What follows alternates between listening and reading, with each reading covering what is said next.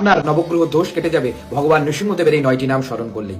আমাদের প্রত্যেকের উপরই কোনো না কোনো গ্রহের প্রভাব বা গ্রহের দোষ লক্ষ্য করা যায়। সেই গ্রহের দোষ বা প্রভাব কাটানোর জন্য আমরা অনেক সময় অনেক রকমের পাথর ধারণ করি, কিন্তু তাতেও অনেক সময় কাজ হয় না। ব্রহ্মাণ্ড পুরাণ মতে ভগবান নৃসিংহদেবের এই 9টি নাম স্মরণ করলেই আপনার নবগ্রহের যত দোষ আছে সেই সকল দোষ কেটে যাবে।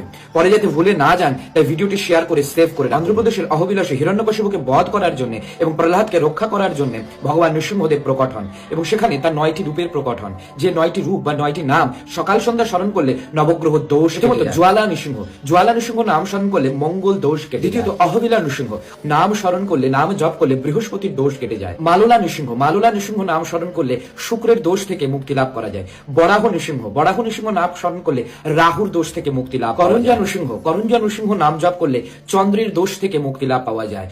ভার্গব নৃসিংহ নাম জপ করলে রবির দোষ থেকে মুক্তি লাভ। যোগানন্দ নৃসিংহ, যোগানন্দ নৃসিংহ নাম জপ করলে শনির প্রকোপ থেকে মুক্তি লাভ করা যায়। ছত্রবটা নৃসিংহ, ছত্রবটা নৃসিংহ নাম জপ করলে কেতুর দোষ থেকে মুক্তি লাভ। সবশেষে পাবন নৃসিংহ, পাবন নৃসিংহ বুধের দোষ থেকে মুক্তি লাভ করায় এবং আমাদের যত পাপ তাপ সব হরণ করে।